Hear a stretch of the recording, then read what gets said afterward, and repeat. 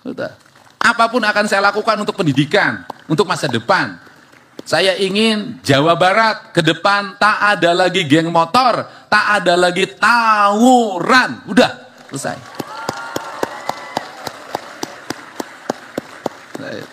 Luar biasa, sangat keren, suka berbagi, dan suka bikin iri warga di luar Jawa Barat. Itulah kata-kata yang cocok buat Kang Deddy Mulyadi. Inilah pesan Kang Deddy Mulyadi saat upacara memperingati Hari Pendidikan Nasional 2 Mei 2025. Mari kita simak, guys. Sampurasun. Yang hari ini sangat berbahagia, cita-cita orang tuanya tercapai, doa ibu dan puasa Senin Kemisnya terkabul, pangkatnya nambah bintang 1, Pak Kapolda Jabar. Tepuk tangan.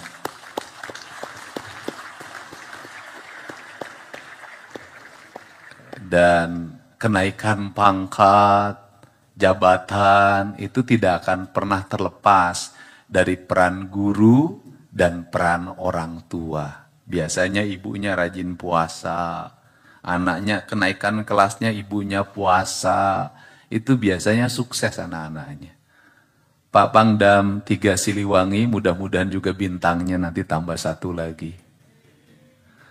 Pak Wakajati, dan di Kejaksaan Tinggi juga nambah ini kan, ada nambah tanda pangkatnya. Mudah-mudahan suatu saat sebentar lagi jadi Kajati. Kemudian hadir Ketua Komisi 5 DPRD Provinsi Jawa Barat. Dan hadir juga, saya tahunya, mantan Ketua Tim Penggerak PKK Kota Bandung. Tepuk tangan. Sekarang anggota DPRD Provinsi Jawa Barat. Pak Kakanwil, Kementerian Agama Provinsi Jawa Barat. Kemudian juga ada Dirut Bank Jabar, dan seluruh peserta yang hadir pada kesempatan pagi hari ini yang mataharinya sangat sempurna. Dan kita nikmati matahari ini dengan baik. Kenapa? Karena matahari ini adalah dokter yang free. Dalam setiap waktu memberikan stimulus, sinar yang sangat baik bagi tubuh kita, memperkuat jaringan tulang kita. Karena dokter terbaik itu 1, matahari, 2, makanan yang bergizi, yang ketiga air putih, yang keempat olahraga. Itulah dokter kita. Seluruh pelajar di Provinsi Jawa Barat, dimanapun berada, yang hari ini sama-sama merayakan Hari Pendidikan Nasional. Hari Pendidikan Nasional, hari ini dalam dunia informasi dan komunikasi kita hari ini sangat ramai. Orang membicarakan tentang Jawa Barat. Tepuk tangan dong.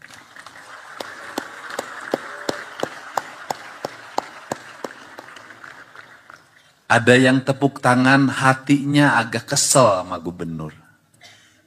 Ada yang tepuk tangan bahagia. Yang pertama adalah menjadi seorang pemimpin itu transcender. Maka dia harus melahirkan gagasan-gagasan demi masa depannya. Setiap gagasan itu pasti ada yang menyukai dan tidak menyukai. Saya mengalami betul. Ketika kecil saya paling kesel sama bapak saya. Kenapa?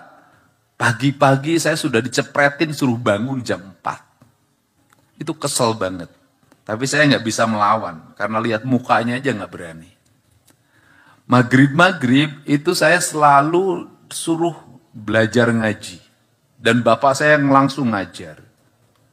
Kalau saya lambat meresponnya, bilet, atau bodoh, maka bapak saya itu megang kuping saya, diputerin gini, nangis tuh saya. Kemudian saya diajarin bagaimana berinteraksi dalam lingkungan. Saya diajarin bagaimana nyangkul. Saya diajarin bagaimana beternak. Saya diajarin bagaimana bertani. Dan saya diberi target, walaupun kelas 1 SD saya tidak naik kelas. Mulai sampai bapak saya waktu itu mengupakayakan saya, gimana anaknya nggak terlalu bodoh begini. Sampai minum zaman itu disuruh minum B-komplek. Itu pil. Dan minumnya juga nggak bisa, muntah lagi, suruh minum lagi, muntah lagi, minum lagi, muntah lagi. Akhirnya saya bisa minum B-komplek. Saya nggak tahu tujuannya apa. Dan setelah kelas 3, saya diberi target, kamu harus selalu ranking pertama.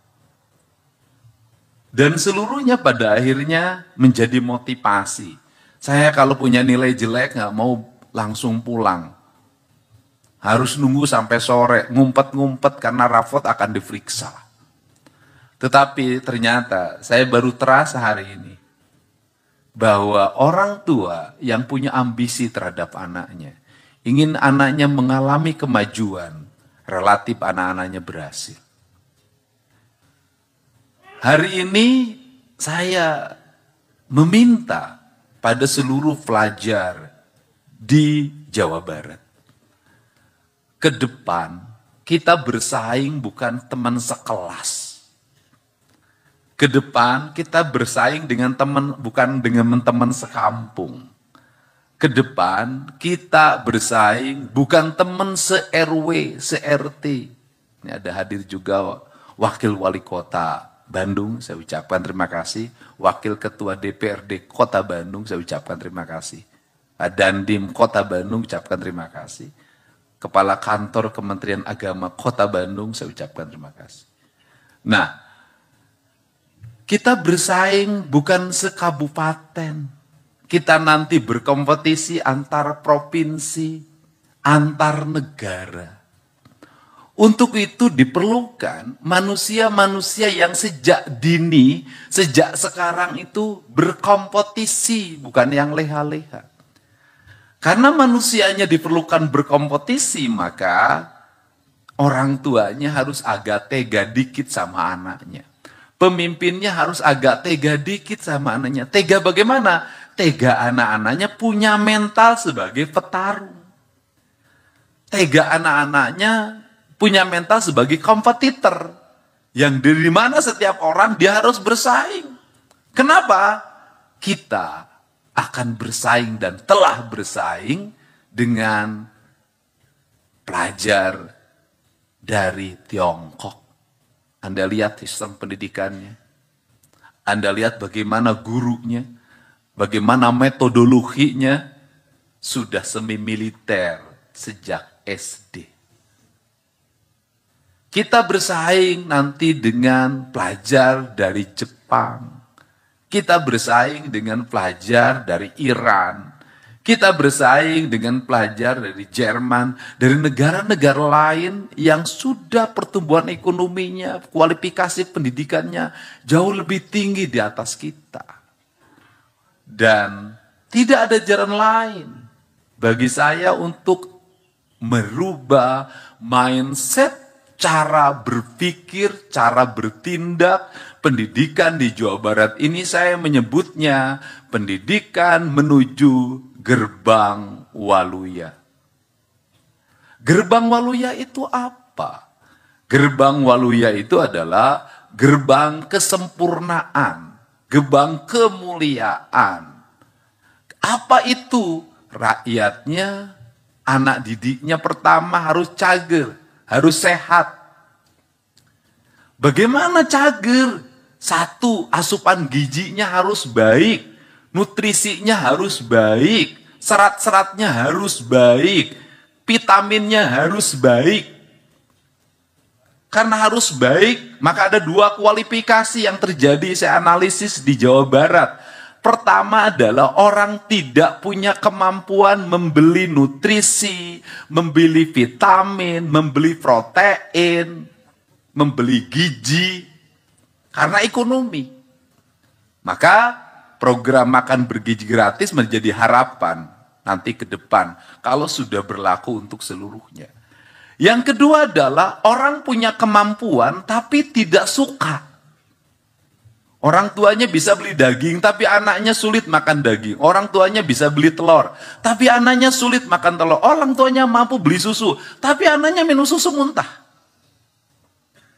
Kemudian yang berikutnya adalah duitnya cukup, tapi makanannya setiap hari kadar nutrisinya rendah, kadar gizinya rendah, bahkan rusak, kadar proteinnya rendah. Sumber-sumber makanannya sudah berpestisida, sumber-sumber makanannya sudah direkayasa, lahirnya makanan-makanan gede, gemuk, besar. Ikan umurnya pendek, ayam umurnya pendek, telur umurnya pendek. Ini juga ancaman.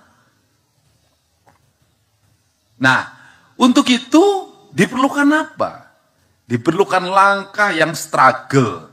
Bagaimana langkah yang struggle-nya? Mau tidak mau orang tua harus mulai memperhatikan kembali gizi anaknya. Mau tidak mau orang tua harus memasukkan doa dalam masakan anaknya. Maka saya mengajak pada seluruh orang tua di Jawa Barat, sebelum pergi sekolah, anak-anaknya disiapin bekal makan di sekolah. Bawa, nanti duduknya bareng sekolahnya. Yang satu miskin, yang satu kaya. Orang kaya bisa menolong orang miskin bisa memiliki saudara orang kaya. Ekonomi akan mapan. Orang saling memberi. Nilai-nilai sosial tumbuh dengan baik. Ini harapan. Saya dulu pernah memberlakukan ini ketika saya jadi bupati dan berhasil. Awalnya saya dicaci maki. Lama-lama orang tuanya mengucapkan terima kasih. Dengan saya ajarkan ke sekolah bahwa bekal orang tuanya jadi bangun pagi. Kemudian anak-anaknya bangun pagi, ke sekolahnya jadi tidak telat lagi. Karena masuknya waktu saya memimpin jam 6. Kalau di sini mungkin 6.30 deh. Nah kemudian untuk apa? Lahirlah anak-anak yang sehat. Kenapa? Dipaksa tidur jam 8 karena takut bangun kesiangan. Setiap minggu mulutnya diperiksa untuk dipastikan anaknya merokok atau tidak. Kemudian dipastikan anak itu suka begadang atau tidak, lihat dari kelopak matanya. Nanti dirubah. Kenapa? Ini adalah ancaman bagi anak-anak kita hari ini. Yang berikutnya apa lagi? Nanti yang lainnya banyak. Yang berikutnya apa yang harus kita lakukan? Membuat anak-anak kita memiliki kemerdekaan dalam berpikir, berbuat, dan bertindak. Kemudian setelah itu apa? Tapi terarah. Terarah pada apa? Pada profesionalisme. Profesionalisme seperti apa? Mau jadi apa? Mau jadi tentara, polisi, dokter. Maka saya untuk SMP memberikan saran. Kalau di SMA ada jurusan-jurusan.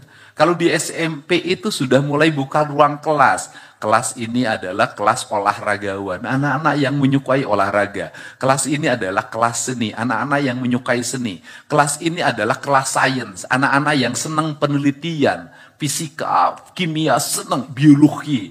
Kelas ini ada kelas calon tentara, calon polisi, calon IPDN. Terus dibuat kelas itu untuk apa? Anak-anak berkumpul dalam satu habitat kelas, mereka akan bersaing secara kompetitif.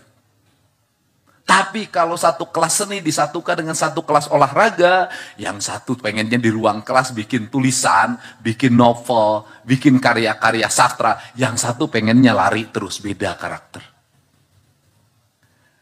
Ini SMP. Nah, kemudian apa yang dilakukan hari ini? Saya terakhir, terlalu panjang nanti. Yang dilakukan hari ini apa? Adalah bahwa, terutama SMP yang sekarang berkembang Pak Kapolda Pangdam, berkelahi. Itu bukan lagi berkelahi seperti zaman dulu. Pukul, jambak, habis itu salaman. Bukan. Hari ini sudah mengarah pada kriminal. Saya nggak tahu sudah berapa puluh ibu-ibu datang ke rumah minta dibantu anaknya dirawat di rumah sakit, dibacok pakai celurit oleh temannya. Saya sudah nggak tahu berapa puluh anak-anak yang saya masukin ke pesantren karena pakai lem. Dan yang menarik adalah anak yang suka mencuri. Saya masukin ke pesantren, 3 kali saya masukin kabur. Pesantrennya dipagar, dia lewat jendela, dia lewat genting, loncatin pagar, sudah luar biasa. Digebukin oleh 7 orang di desanya, bertahan. Ini perlu ekstra. Orang tuanya udah nggak sanggup lagi, nangis-nangis di depan saya. Nah, saya boleh cerita, beberapa hari yang lalu, di Purwakarta, ada 2 orang remaja SMP kelas 2 membunuh kakeknya, karena dilarang keluar rumah, pinjam motor jam 11. Dan ketika ditanya oleh penyidik, apa yang kamu rasakan? Saya bangga telah bisa membunuh. Pertanyaannya adalah, siapa yang bisa menyelesaikan ini? Orang tuanya sudah tidak sanggup. Apakah cukup hanya diamati? Apakah cukup hanya dikomentari? Maka pemimpin harus melakukan langkah-langkah extraordinary, bahasanya. Langkah-langkah yang tegas, tepat, terukur. Maka kemarin dimulai anak-anak yang terlibat tawuran, satu teman beda sekolah, mukanya habis dibacokin golok. Saya kirim, bupatinya bergerak, kemudian orang tuanya bikin pernyataan, penandatangan tertulis, pakai materai, menyerahkan sepenuhnya kepada pemerintah untuk dilakukan pendidikan, perubahan sikap. Nanti anak-anaknya tetap di situ, disiplinnya dibangun, tidurnya jam 8, bangunnya jam 4, pagi-pagi harus ngeberesin tempat tidurnya, ngeberesin toiletnya, salat subuh bagi yang muslim, olahraga, sarapan pagi, masuk ruang kelas pembelajaran nanti di situ, nanti guru datang ke situ, kemudian nanti sampai jam 12 atau jam 1 mereka kembali istirahat, nanti mereka belajar bertani, berkebun, elektro, otomotif. Ini penting untuk masa depan. Nanti saya link and match dengan dunia industrinya, sehingga kita punya pasokan calon-calon pemimpin masa depan. Tidak semua orang yang nakal ketika remaja gagal di masa depan, asal mau melakukan perubahan. Ini frame, ini arah. Kenapa? Bagi mereka yang rajin memberikan komentar, coba nanti keliling kota Bandung jam 12 malam naik motor sendiri deh. Nanti keliling deh tuh di Tasik jam 12 malam naik motor. Nanti keliling deh di Cirebon jam 12 naik motor. Keliling di Depok jam 12 naik motor. Keliling di Bogor, ayo di Kerawang cobaan. Kalau berani. Kenapa? Sudah serem. Nah, dengan kerangka dasar ini hari ini apa? Tumbuh spirit dukungan publik yang sangat luar biasa. Dan hari ini sudah banyak berkomentar, Pak Pangdam, Pak Kapolda. Apa keinginan mereka? Pak, boleh nggak anak saya walaupun nakalnya baru dikit dititipin untuk dididik biar bangunnya agak pagi. Tadi pagi orang Jawa Timur sampai berkomentar, pagi ini anak saya biasanya malas bangun. Saya liatin video ini, sekarang sudah mulai rajin. Pagi-pagi udah bangun karena takut didaftarin ke Jawa Barat padahal dari Jawa Timur. Indonesia terus-terusan dengan pola-pola pendekatan yang hanya bicara tidak akan selesai. Harus ada tindakan yang nyata. Untuk itu kita berharap pendidikan, pola pendidikan Pancawalo ini cager, bager, bener, pinter, singer. Nah yang terakhir singer deh. Singer itu apa? Singer itu tanginas. Tanginas itu apa? Tanginas itu dia lebih dulu melakukan apapun dibanding orang lain. Orang lain belum bangun, dia sudah bangun. Orang lain belum mandi, dia sudah mandi. Orang lain belum lari, dia sudah lari. Mohon maaf, saya ngomong ilmiah. Dari sisi jam, kita ini nggak tanginas, ketinggalan. Kenapa? Waktu Indonesia Barat, Jakarta pakai. Jadi kalau ngomong bursa saham, Bursa saham kita ini ketinggalan 1 jam, 2 jam, 3 jam dibanding negara lain. Kita lebih belakangan. Kenapa? Karena jam kita ini lebih belakangan dibanding jamnya orang lain yang di timur. Nah, untuk itu prinsip dasar, jangan pernah bangun keduluan dengan ayam berkokok. Itu ada cerita Sangkuriang. Cerita Sangkuriang itu sebenarnya cerita pembelajaran agar orang Jawa Barat tidak boleh kesiangan. Kalau kita kesiangan, maka beberapa hal akan tertinggal dalam hidup kita. Untuk itu saya ucapkan terima kasih. Kita ingin tertib, kita ingin anak-anak di Jawa Barat kakinya sehat, jantungnya sehat, makanannya sehat, udaranya sehat, karena saya akan terus melakukan langkah membenahi lingkungan. Pola pendidikannya sehat, tidak terlalu banyak pungutan, bahkan bebas pungutan, anak-anaknya merdeka, guru-gurunya merdeka. Tetapi dia punya visi dan arah yang jelas, bukan kemerdekaan yang tidak jelas arahnya. Untuk itu saya ucapkan terima kasih.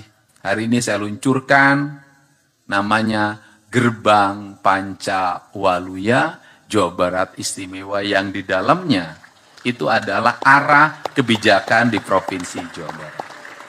Termasuk hari ini saya akan meminta pada seluruh bupati wali kota agar menyiapkan ruang kelas yang baik.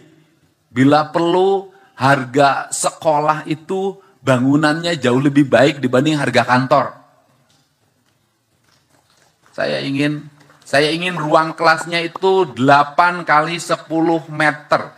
80 meter luas. Saya ingin di ruang kelasnya ini ada toiletnya bersih, ada wastafelnya, udaranya, kaca-kacanya terbuka. Ini yang saya inginkan. Ini cara membangun peradaban ke depan. Dan KPLT Provinsi Jawa Barat, saya ingatkan program pembangunan anggaran Provinsi Jawa Barat yang hari ini mencapai 1,2 triliun lebih, itu harus diarahkan pada lahirnya bangunan-bangunan berkualitas, bermutu, berdaya saing. Ini saya ingin bangunan sekolah itu adalah bangunan yang terkokoh. Jadi kalau ada bencana, yang tidak roboh adalah sekolah. Bukan dibalik, bangunan yang paling pertama roboh adalah sekolah. Ini, dan untuk itu saya terima kasih Pak Pangdam 3 Siliwangi yang menyiapkan Rindam ini sebagai salah satu tempat dari banyak tempat untuk tempat pendidikan disiplin anak-anak Jawa Barat. Dan saya lihat tiang benderanya belum memenuhi syarat dengan lapangannya. Dalam besok saya minta ke teman-teman Dinas Pendidikan, ini tiang benderanya harus sama dengan tiang bendera yang ada di Gedung Pakuan. Bagus. Bagus, dirubah. Nanti ke depan, ini panas, sebaiknya ke depan diganti oleh paving block, karena ini nanti menjadi ruang anak-anak kita untuk belajar. Pertanyaannya adalah, status sekolahnya gimana? Tetap sebagai murid di sekolah, terdaftar, nanti dapat rapot. Nanti belajarnya gimana? Dikirim guru ke sini. Bisa guru di sekitar di sini, nanti saya kasih honor tambahan. Bisa anggota TNI yang bisa ngajar, saya kasih honor tambahan ngajar. Apapun akan saya lakukan untuk pendidikan, untuk masa depan. Saya ingin Jawa Barat ke depan tak ada lagi geng motor, tak ada lagi tawuran. Udah, selesai.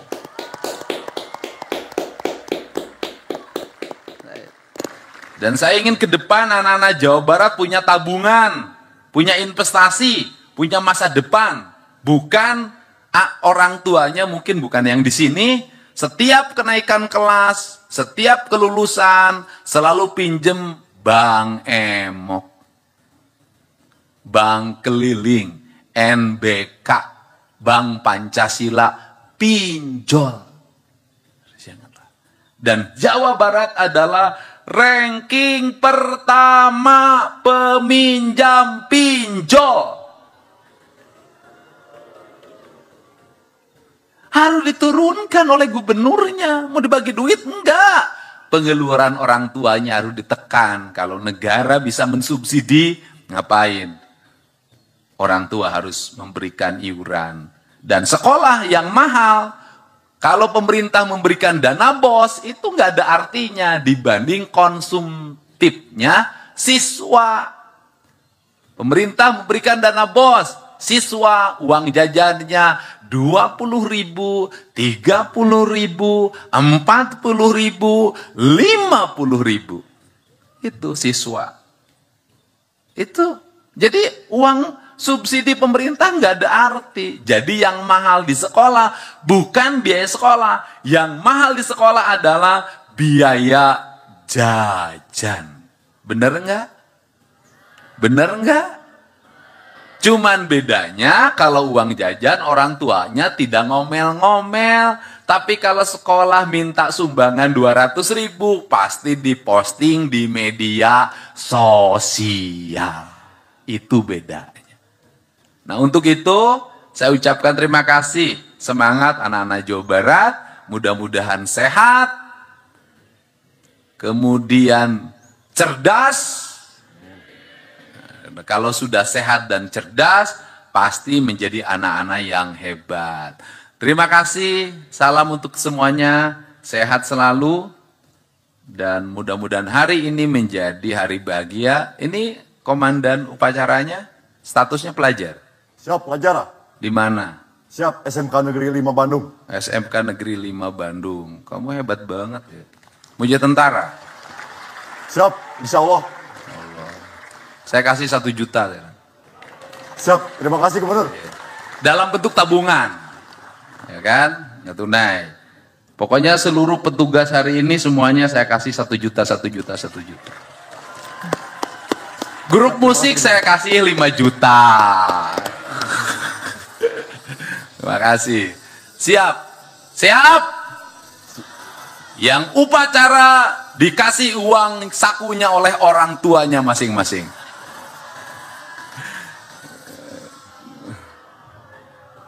Oh iya. Nah, itu tadi para penerima penghargaan tadi semuanya nanti disiapin 5 juta rupiah per penerima penghargaan. Ya. Semangat? Siap? Terima kasih. Semoga kita semua menjadi pelajar yang pancawaluya, generasi hebat dari Provinsi Jawa Barat. Wallahu muwaffiq ila aqwamit thoriq. Assalamualaikum warahmatullahi wabarakatuh. Sampurasun.